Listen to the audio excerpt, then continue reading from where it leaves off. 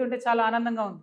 ఎందుకంటే నిన్న మొన్నటి వరకు జరిగిన మున్సిపల్ బూతుల వర్షం ముగిసి చెవులకు హాయిగా ప్రశాంతంగా ఉన్నది. వడగండ్ల వాన పడిపోతే ఎంత ప్రశాంతంగా ఉంటుందో ఈ బూతుల వాన ఆగిపోవడం అంత సంతోషంగా ఉంది. ఈ పార్టీ ఆ పార్టీ అని కాకుండా ప్రతి ఒక్కరు కూడా అసలు ఇష్యూస్ పక్కకు పెట్టి ఈ తూకిత్తా అంటే తూకిత్తా అనేటటువంటి ప్రయత్నం చేసి ప్రజల వాళ్ళ యొక్క దృష్టిని మరల్చే ప్రయత్నం చేశారు. నిజంగా ఈ ప్రచార సరళి వింటే నాకేమనిపించిందంటే సర్పంచ్ ఎన్నికలు లెక్క మున్సిపల్ ఎన్నికలు కూడా పార్టీ గుర్తు లేకుండా జరిగితే బాగుంటుందేమో. ఎందుకంటే బీజేపీ జాతీయ అధ్యక్షుడు వచ్చిండు మహబూబ్నగర్కి ప్రచారానికి, కానీ ఇప్పటికి కూడా మహబూబ్ నగర్లో 2 నుంచి 3 రోజులకు ఒకసారి కూడా మంచినీళ్ళు రానటువంటి పరిస్థితి ఉన్నది. కానీ ముఖ్యమంత్రి గారు ఆ విషయం మాట్లాడలేదు, బీజేపీ జాతీయ అధ్యక్షుడు గారు ఆ విషయం మాట్లాడలేదు. మహబూబ్ నగర్లో ఒక 30 ఏళ్ళ కిందనే 3 సిటీ బస్సులు తిరిగేటి, ఊరంతా తిరిగేది, పొద్దంతా తిరిగేది, ఆటోలకు ఇబ్బంది లేకుండా మంచిగా ప్రజలు బస్సు ఎక్కి పబ్లిక్ ట్రాన్స్పోర్ట్ వాడుకునే పరిస్థితి ఉండే. ముఖ్యమంత్రి గారు ఆ విషయం ఎప్పుడు మాట్లాడారు. అట్లనే మహబూబ్నగర్లో ఉండే బస్ స్టాండ్ ఉంటుంది, అది మహబూబ్నగర్ అని కాదు నేను అనేది, ప్రతి మున్సిపాలిటీలో ప్రతి మున్సిపల్ కార్పొరేషన్లో కూడా బస్ స్టాండ్లు కూడా బాగలేవు. ఇక గవర్నమెంట్ స్కూళ్ళు మున్సిపాలిటీలలో ఉన్నాయైతే కేవలం ప్రైవేట్ స్కూళ్ళకు విద్యార్థులను పంపించడానికి ఉన్నట్టుగా ఉంటాయి తప్పితే ఎందుకు కూడా అవి పనికిరావు. పిల్లలు తక్కువ, పంతులు ఎక్కువ ఉంటారు. చాలా విచిత్రమైన పరిస్థితి ఉంటుంది పట్టణాలలో ఉన్న గవర్నమెంట్ స్కూల్స్. అదేవిధంగా బస్తీ దవాఖానాలు, వాటి మీద నేనైతే ముఖ్యమంత్రి గారు మున్సిపల్ మంత్రి అయినప్పటి నుంచి ఇప్పటి వరకు కూడా ఎన్నడూ బస్తీ దవాఖానాల మీద రివ్యూ చేసిన పాపన పోలేదు, కనపడలేదు. దారుణంగా ఉన్నాయి బస్తీ దవాఖానాలు. కనీసం ఒక గోళీ కూడా లేనటువంటి పరిస్థితి, డాక్టర్లు లేనటువంటి పరిస్థితి. ఆ ఇష్యూ మీద డిస్కషన్ జరగలేదు. అట్లనే అన్నిటికన్నా మేజర్ ఇష్యూ ఇవాళ డ్రైనేజ్ది. చెత్త గుట్టలు గుట్టలుగా చెత్త పేరుకపోయింది ప్రతి మున్సిపాలిటీలో, ప్రతి మున్సిపల్ కార్పొరేషన్లో. దాని గురించి మాట్లాడారు. మొన్న మేము ముఖ్యమంత్రి గారు సొంత జిల్లా ఆమన్గల్ పోతే పట్టణంలో చెత్త గుట్ట ఉన్నది, దాన్ని తీసేయమని ఆ ఎమ్మెల్యే గారు రిక్వెస్ట్ చేస్తున్నారు, మాలాంటి వాళ్ళం రిక్వెస్ట్ చేసినాం. ఇంతవరకు కనీసం పట్టణంలో పట్టింపు లేనటువంటి పరిస్థితి ఉంది.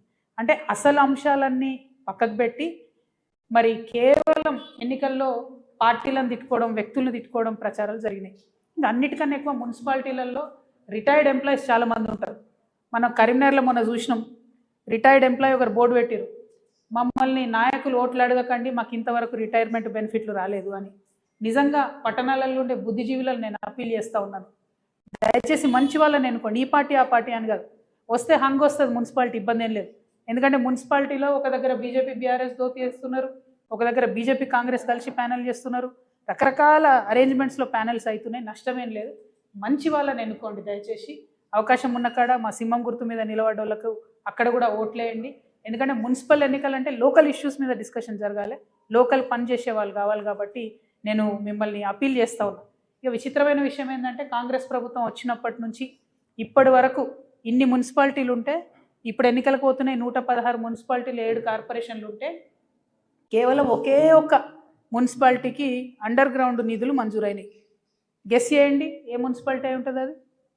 ముఖ్యమంత్రి గారికి గుంటనక్క గారికి ఉన్న సంబంధంతో కేవలం సిద్దిపేటకు మాత్రం అండర్ గ్రౌండ్ డ్రైనేజ్ మంజూరైంది. అంటే ఏందన్నట్టు ఇది? కాంగ్రెస్ ప్రభుత్వం ఉన్నా వారికే పనులు అవుతాయి, బీఆర్ఎస్ ప్రభుత్వం ఉన్నా వారికే పనులు అవుతాయి. చాలా వెరైటీగా ఉంది ఇది. నేను ప్రజలకు తెలవాలని చెప్తా ఉన్నా. సరే, సిద్దిపేటలో ఎన్నికలు లేవులే కానీ మంజూరు మాత్రం ఆ ఒకటే చోట అయింది. దీని సంగతి ఏందో, దీని ఆంతర్యం ఏందో మరి ముఖ్యమంత్రి గారే మనకు చెప్పాలి. ఇది పక్కన పెడితే మరి బడ్జెట్ సమావేశాలు రాబోతూ ఉన్నాయి ఫిబ్రవరి 26వ తారీఖు నుండి. ఈ బడ్జెట్ ఎందుకు ఇంపార్టెంట్ అంటే ఈ ఒక్క బడ్జెటే కాంగ్రెస్ ప్రభుత్వం ఇచ్చినటువంటి వాగ్దానాలను నిలుపుకునే అవకాశం ఉన్నటువంటి బడ్జెట్. ఒక గుణాత్మకమైనటువంటి మార్పు తెలంగాణ సమాజంలో తీసుకురావడానికి అవకాశం ఉన్నటువంటి బడ్జెట్. నెక్స్ట్ బడ్జెట్కి వచ్చేసరికి ఎన్నికల ప్రెషర్ ఉంటుంది, ఎన్నికల ఒత్తిడి ఉంటుంది. ఒకవేళ 2028 డిసెంబర్లో ఎన్నికలు ఉన్నా, 2029 మేలో ఎన్నికలు ఉన్నా తప్పకుండా ఒత్తిడి ప్రభుత్వం మీద ఉంటుంది. ఎలక్షన్ ఇయర్ బడ్జెట్ లాగా ఉంటుంది నెక్స్ట్ ఇయర్. కాబట్టి ఈ బడ్జెట్లో నేను కొన్ని డిమాండ్స్ చేయదలుచుకుంటున్నాను గౌరవ ముఖ్యమంత్రి గారిని.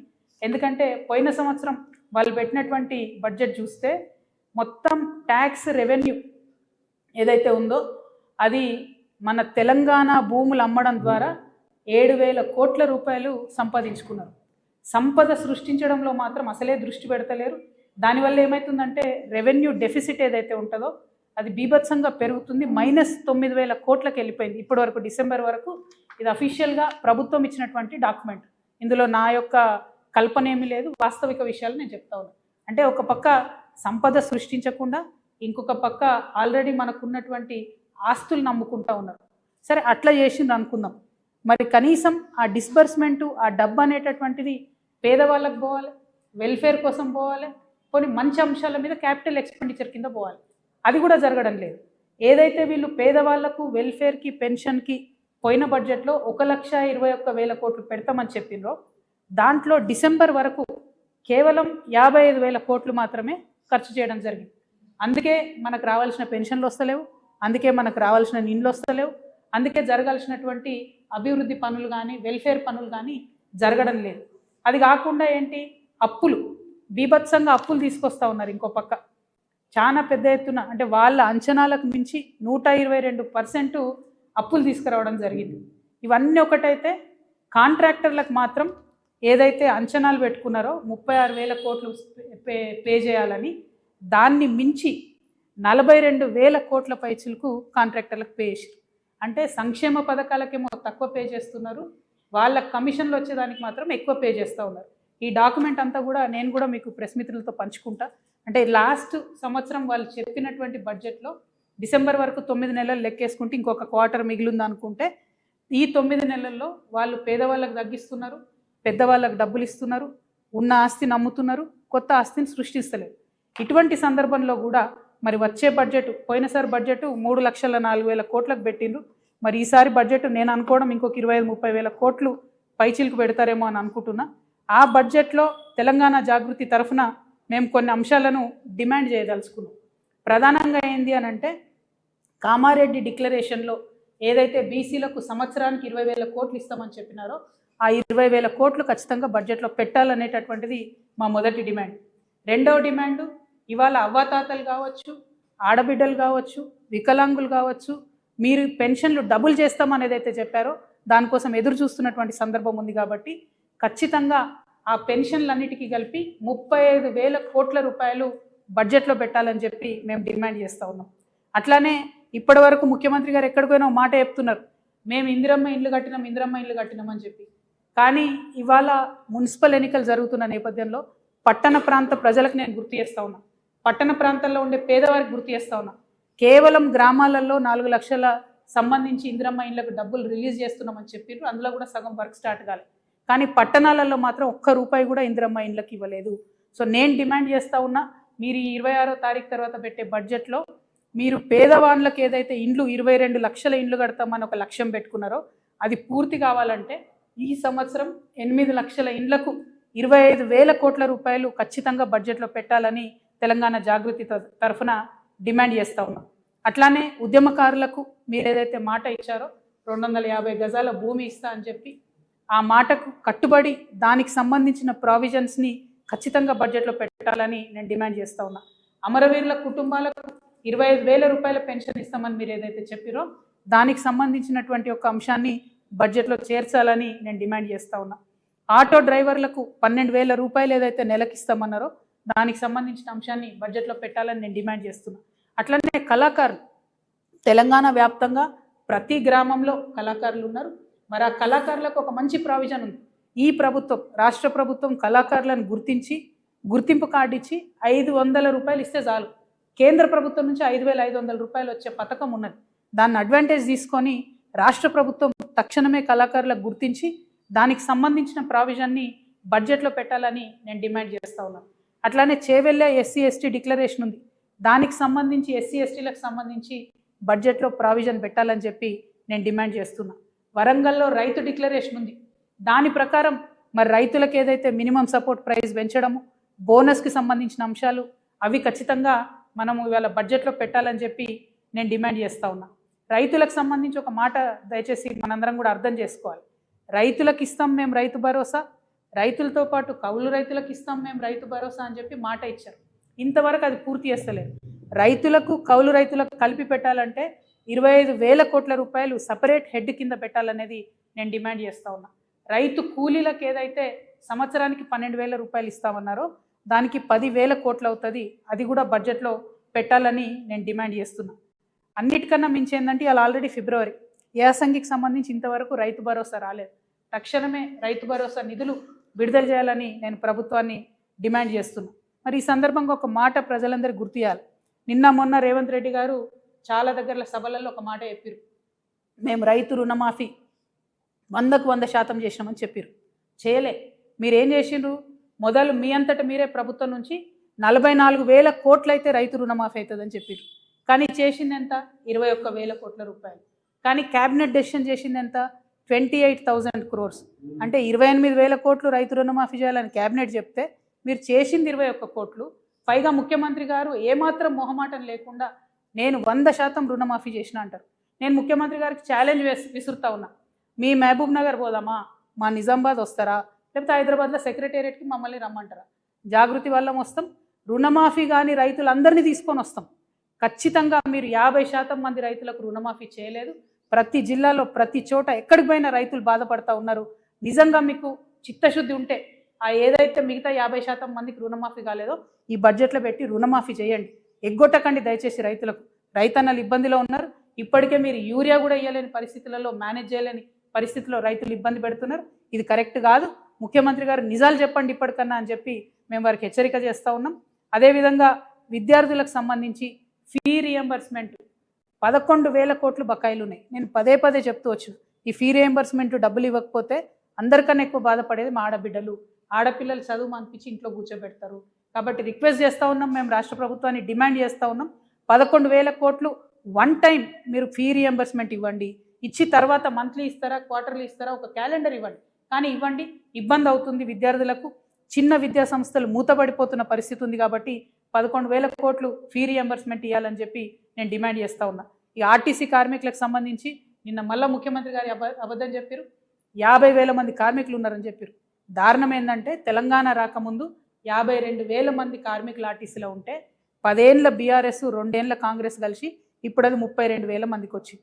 అంటే 20,000 మందిని ఫోర్స్ చేసి ఉద్యోగాలు మాన్పించారు ఆర్టీసీ వాళ్ళను. వీఆర్ఎస్ ఇచ్చిర్రు, రకరకాల ఇబ్బందులు ఇచ్చిర్రు. 10 రూపాయలు టికెట్ కొట్టకపోతే కండక్టర్లు తీసేసినటువంటి పరిస్థితులు చాలా ఉన్నాయి. ఇప్పుడు ఉన్నటువంటి పరిస్థితుల్లో మొన్న జగిత్యాల్లో ఒక ఎగ్జాంపుల్ జరిగింది. ఒక బస్సులో 170 మంది ఎక్కిరు ఫ్రీ బస్సు పెట్టిన తర్వాత. వెనుక 2 టైర్లు ఊడిపోయినాయి. దేవుడి దయ వల్ల ఏం పెద్ద ప్రమాదం జరగలేదు. కానీ కండక్టర్ సస్పెండ్ చేస్తారు. ఇట్లాంటి ఇన్సిడెంట్స్ ఏం చేస్తాడు కండక్టరు, డ్రైవరు? మీకుండాల చిత్తశుద్ధి. ఆర్టీసీని దయచేసి రాష్ట్ర ప్రభుత్వంలో విలీనం చేయాలి, ఆ ప్రక్రియను ప్రారంభించాలి. ఎట్ ద సేమ్ టైం మీరు ఏదైతే ఎలక్ట్రిక్ బస్సులు పెడతామంటున్నారో ఆలోచన మంచిదే. కానీ ఆ పెట్టే ప్రతి ఎలక్ట్రిక్ బస్సులో మా ఆర్టీసీ అన్ననే డ్రైవర్గా ఉండాలి, ప్రైవేట్ వాళ్ళు ఉండడానికి వీలు లేదు. ఆ విషయాన్ని పాటించకుండా ప్రభుత్వం ఆర్టీసీకి ద్రోహం చేస్తున్నది. కండక్టర్లను, డ్రైవర్లను ప్రైవేట్ వాళ్ళని పెడుతున్నది. అది కరెక్ట్ కాదు. ఖచ్చితంగా ఆర్టీసీని విలీనం చేయాలి, కార్మికుల యొక్క ఉపాధిని కాపాడాలని చెప్పి నేను ముఖ్యమంత్రి గారికి డిమాండ్ చేస్తూ ఆర్టీసీ విలీన ప్రక్రియలను ఇప్పటి బడ్జెట్లో ప్రస్తావించాలని చెప్పి నేను డిమాండ్ చేస్తూ ఉన్నాను. అదేవిధంగా మహిళలకు ఏదైతే 2,500 ఇస్తామన్నారో దానికి సంబంధించి ఇంతవరకు ఊసిలేదు. మా ఆడబిడ్డలకు ఏదైతే స్కూటీ ఇస్తామన్నారో దానికి సంబంధించి ఇంతవరకు ఊసిలేదు. అదేవిధంగా మన తులం బంగారం ఏదైతే ఆడబిడ్డలకు ఇస్తామన్నారో దానికి సంబంధించి ఊసిలేదు. కాబట్టి ఈ బడ్జెట్లో మా ఆడబిడ్డలకు మీరు ప్రామిస్ చేసినటువంటి 2,500 స్కూటీ, తులం బంగారం వీటికి సంబంధించిన ప్రావిజన్ పెట్టాలని నేను డిమాండ్ చేస్తూ ఉన్నాను.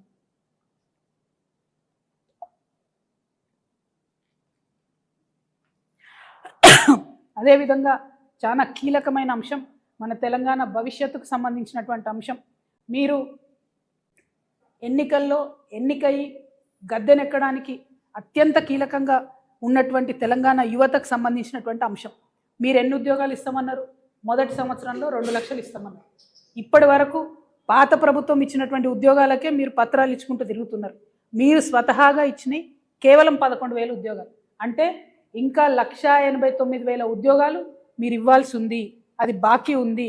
ఈ బడ్జెట్లో నేను డిమాండ్ చేస్తూ ఉన్నాను, 1,89,000 ఉద్యోగాలకు సంబంధించి వాళ్ళని తీసుకుంటే ఎన్ని జీతాలు ఇవ్వాల్సి వస్తాయో ఆ అమౌంట్ని మీరు ఈ బడ్జెట్లో పెట్టండి. మీ యొక్క చిత్తశుద్ధిని నిరూపించుకోండి. జాబ్ క్యాలెండర్ ఇవ్వండి. ఏ నెలలో ఏ పరీక్ష పెడతారో పిల్లలకు క్లారిటీ ఇవ్వండి.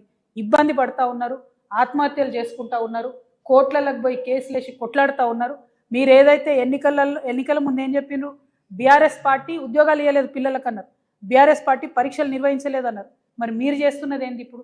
ఆ విషయాన్ని ముఖ్యమంత్రి గారు గమనించి 1,89,000 మందికి సంబంధించి ఆ ప్రావిజన్ని బడ్జెట్లో పెట్టాలని చెప్పి నేను డిమాండ్ చేస్తూ ఉన్నాను. ఇట్లా ఒక్కొక్క అంశాన్ని బడ్జెట్లో చాలా స్ట్రాంగ్గా మేము స్టడీ చేసిన ప్రతి ఒక్క అంశాన్ని కూడా మేము ఖచ్చితంగా బట్టి విక్రమార్క గారు వారు ఆర్థిక శాఖ మంత్రి కాబట్టి జాగృతి తరఫున వారికి ఒక వినతి పత్రం కూడా మా అధ్యక్షుల వారు అందరూ కూడా వెళ్ళి ఇచ్చి రావడం జరుగుతుంది.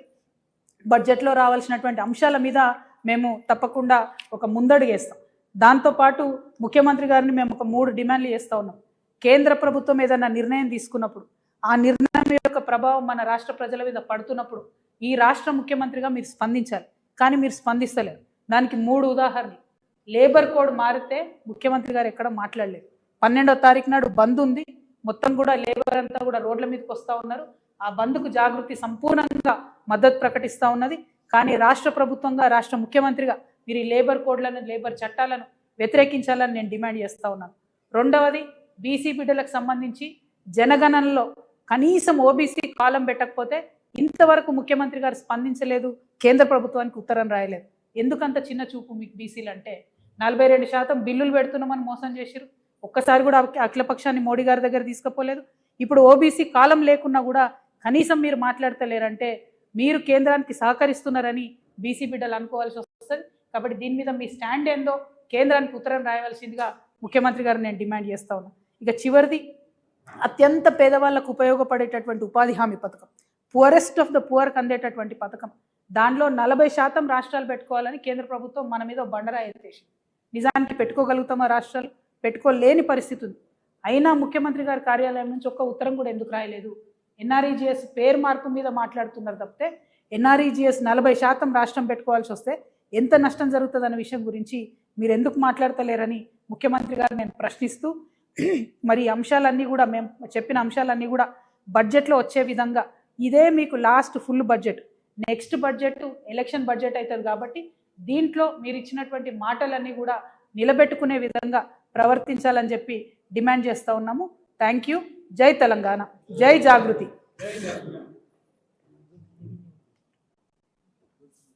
మీటింగ్ ఏమక్కర్లేదు, మనం ఆల్రెడీ అనౌన్స్ చేసిన కదా, మళ్ళీ చెప్పాలా? 12వ తారీఖు నాడు చెప్పిన 12వ తారీఖు నాడు ఒక పక్క లేబర్ కోడ్కి సంబంధించి అందరూ ప్రొటెస్ట్ చేస్తూ ఉన్నారు. దానికి జాగృతి పక్షాన కూడా మేము ఆ ర్యాలీలలో హాజరవుతాం, అన్ని చోట్లకు కూడా వెళ్తాం. కాకపోతే అదే రోజు మేము ఉద్యమకారులకు సంబంధించి ఆత్మగౌరవ సభ పెట్టుకోవడం జరిగింది ఆర్టీసీ కళ్యాణ మండపంలో. దానికి మొత్తం రాష్ట్ర వ్యాప్తంగా కూడా తెలంగాణ ఉద్యమకారులందరూ కూడా తరలి రావాలని కూడా కోరుతూ ఉన్నాము. చాలామంది ఇప్పటికే అనేక సంఘాల వాళ్ళు మమ్మల్ని కలిసి మేము వస్తాం, పార్టిసిపేట్ చేస్తామని చెప్పినారు. వాళ్ళందరూ కూడా స్వాగతం పలుకుతూ ఉన్నాం. ఉద్యమకారుల ఆత్మగౌరవాన్ని నిలబెట్టే విధంగా మనందరం కలిసి ఉమ్మడి కార్యాచరణ తీసుకోవాల్సినటువంటి అవసరం ఉంది. కాబట్టి ఆ సభను విజయవంతం చేయవలసిందిగా నేను విజ్ఞప్తి చేస్తూ ఉన్నాను. Thank you. షేర్ చేయండి, లైక్ చేయండి, సబ్స్క్రైబ్ చేయండి. మరిన్ని వీడియోల కోసం బెల్ సింబల్ పై క్లిక్ చేయండి.